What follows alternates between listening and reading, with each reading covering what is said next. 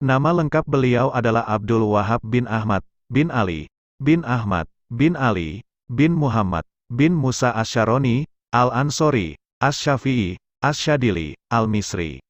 Abdul Wahab Asy-Syaroni terkenal dengan panggilan Imam Asy-Syaroni, yaitu salah seorang sufi terkenal yang diakui sebagai wali kutub pada zamannya yang memperoleh gelar sufistik Imamul Muhaqqiqin wa Zutwatul Arifin, pemuka ahli kebenaran dan teladan orang-orang makrifat. Beliau dilahirkan di desa Kolkosandah, Mesir pada tanggal 27 Ramadan 989 Hijriah, tanggal 12 Juli tahun 1493 Masehi dan berasal dari salah satu keluarga besar Bani Alawiyah. Tetapi, di saat terjadi ketegangan antara keturunan Bani Alawiyah dengan Bani Umayyah, keluarga besar Bani Alawiyah yang merupakan keluarga besar Imam Asy-Syaroni, berpindah ke Maghrib, Maroko. Yang pada akhirnya Bani Alawiyah mampu mendirikan sebuah kerajaan di sana. Dengan demikian, Imam Asy-Syaroni mempunyai silsilah keturunan dari Muhammad bin Al-Hanafiyah bin Ali bin Abi Thalib. Nasab beliau dapat diketahui dengan melihat di dalam kitab beliau sendiri, Lataif Al-Minan. Beliau berkata, "Sesungguhnya aku, dengan memuji Allah Ta'ala, Abdullah bin Ahmad bin Ali bin Muhammad bin Zarfa bin Musa bin Sultan Ahmad bin Sultan Said bin Sultan Fashin bin Sultan Mahya bin Sultan Zaufa bin Sultan Raban bin Sultan Muhammad bin Musa bin Said Muhammad bin Al-Hanifah bin Imam Ali bin Abi Thalib." Nama Asy-Syaroni adalah panggilan yang diberikan kepadanya yang diambil dari nama sebuah desa tempat tinggalnya di mana dia dibesarkan, yaitu Syaroh, sebuah desa di wilayah Mesir. Beliau menghafal Al-Quran ketika berumur lebih kurang 7 atau 8 tahun. Kemudian beliau menghafal Matan Al-Jumiyah dalam ilmu Nahu dan Matan Abi Syuja dalam fikih Asy-Syafi'i. Kemudian beliau pergi ke Masjid Al-Ghamri untuk menuntut ilmu dan beliau bersungguh-sungguh menghafal kitab Minhaj at-Talibin karya Imam An-Nawawi, Alfiyah Ibnu Malik.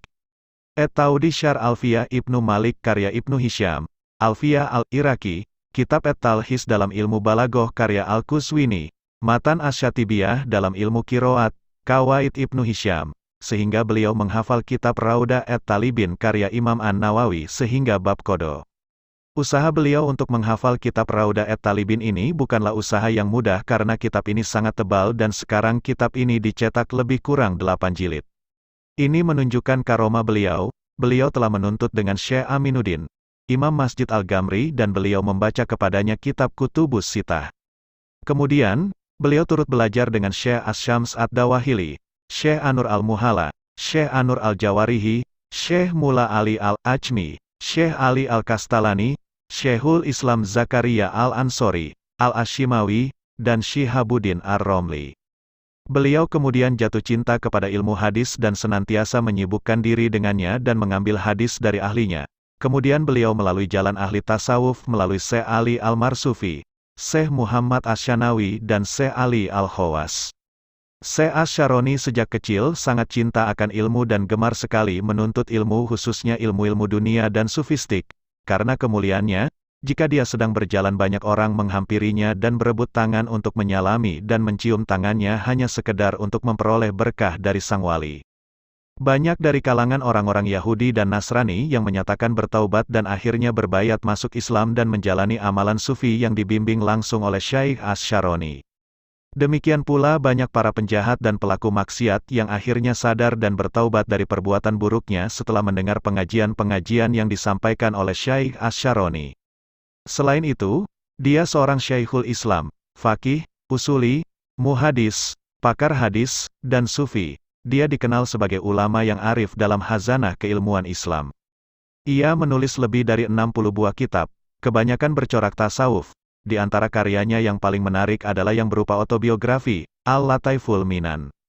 Dalam kitab Al-Lataiful Minan itu diterangkan tentang perjalanan hidup seorang sufi yang penuh dengan keteladanan, dan yang patut menjadi contoh suri tauladan dalam awal kehidupannya adalah, ia hafal Al-Quran pada usia 8 tahun. Karomahnya sudah terlihat sejak masa kanak-kanak. Dia tidak pernah takut dengan makhluk apapun, seperti ular, kalajengking, buaya, pencuri, jin dan sebagainya. Pada suatu hari ketika dia tenggelam di Sungai Nil, dengan sangat menakjubkan, dia diselamatkan oleh seekor buaya, yang disangkanya sebongkah batu. Syekhul Islam Zakaria Al-Ansori, wafat 916 Hijriah, 1511 Masehi, memberi izin kepadanya untuk mengajarkan fikih. Sejak kecil ia sudah bergaul dengan para arifin. Semua gurunya mengajarkan syariat dan tasawuf, dan meninggal dalam keadaan ridho terhadap dirinya. Dia dikenal sebagai ulama yang tidak fanatik buta dalam menganut kepercayaan tertentu. Akhlaknya sangat mulia, baik sebagai sufi, maupun sebagai orang solih. Ia menolak memakan sesuatu yang telah disedekahkannya. Dia sangat berlapang dada dalam segala urusannya dengan sesama muslim, bahkan dengan musuh yang paling membecinya sekalipun. Dia tidak pernah berlama-lama dalam mengunjungi sahabat, dan sepanjang hidupnya, ia terpelihara dari keinginan meminta-minta. Bahkan, ia belum pernah mengungkapkan godaan-godaan batin yang telah membuatnya menderita kepada seorang manusia pun, sehingga kerap keluar asap dari mulut, telinga, dan hidungnya. Asap yang keluar itu dikenali muridnya sebagai bentuk nafsu buruk yang dapat dikendalikan, sehingga keluar sebagai semacam kotoran dari tubuhnya. Ia tidak pernah mengejar kedudukan tinggi dan derajat duniawi. Dia sadar akan zaman yang melahirkannya, dan tak pernah mencoba hidup menurut masa lalu atau masa mendatang. Bila menghadapi kesulitan, ia selalu berserah diri kepada Allah, tidak kepada manusia. Sepanjang hidupnya, ia menghabiskan seluruh waktunya di lingkungan kefakiran dan kezuhudan. Sejak umur 40, Asy-Syaroni tidak lagi tergoda untuk berbuat dosa.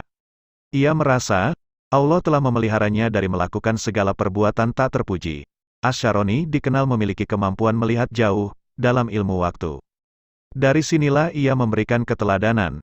Namun di hadapan umum, ia tidak pernah memperlihatkan kemampuan yang luar biasa itu kepada orang lain.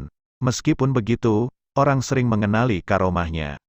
Seperti ketika menjamu tetamunya, selalu makanan yang dihidangnya tiba-tiba berlipat ganda. Secara menakjubkan ia juga mampu mendengar binatang-binatang atau benda-benda mati bertasbih memuji Allah. Asy-Syaroni dikenal alim dan waro. Ia tidak pernah melupakan sholat wajibnya. Ia menghindari buang angin di dalam masjid, baik di masjidnya maupun di masjid lain. Ia selalu menghadap Allah, juga ketika berbaring dengan istrinya sebagaimana ketika bersembahyang. Terhadap para muridnya, ia senantiasa berbuat adil. Ia juga merasa enggan dicium tangannya. Dalam tidurnya, ia sering bergaul dengan orang-orang yang telah mati dan menanyai mereka perihal suasana-suasana di alam kubur. Ia telah melihat arwah para wali dan disambut ramah oleh mereka. Sebaliknya, banyak juga orang bermimpi tentang dia, di antaranya para gubernur, dan ini menambahkan kepercayaan mereka terhadapnya. Berikut beberapa mimpi Syekh Asy-Syaroni, sebagaimana dituliskan dalam autobiografinya itu. Dulu aku mempunyai seorang tetangga yang suka menghina sesamanya. Allah melaknatnya dengan penyakit asma dan lumpuh. Selama kira-kira 10 tahun, ia tidak dapat berbaring. Dagunya bertumpu di atas lutut, otot-ototnya kian melemah. Kemudian ia mati, dan dikuburkan. Aku bertemu dengannya setelah kematiannya, dan bertanya, apakah kau masih lumpuh? Ya, dan kelak aku akan dibangkitkan seperti ini pula. Semua ini lantaran kau dan Syekh Syuaib si tukang khutbah. Itu, jawabnya, tatkala hal ini kusampaikan kepada Syekh Syuaib. Ia berkata, ya, hal itu memang benar. Bila aku lewat di depannya, ia selalu membuang ingus dan melemparkan dahaknya ke wajahku karena benci. Demikian pula dengan diriku. Setiap kali lewat di hadapannya, ia mengumpatku dengan kata-kata yang tak patut ditunjukkan kepada kawanan sapi pun. Semoga Allah mengampuni dan mengasihinya. Syekh Abdul Wahab Asy-Syaroni meninggal di Mesir pada bulan Jumadil awal 973 Hijriah, November tahun 1565 Masehi.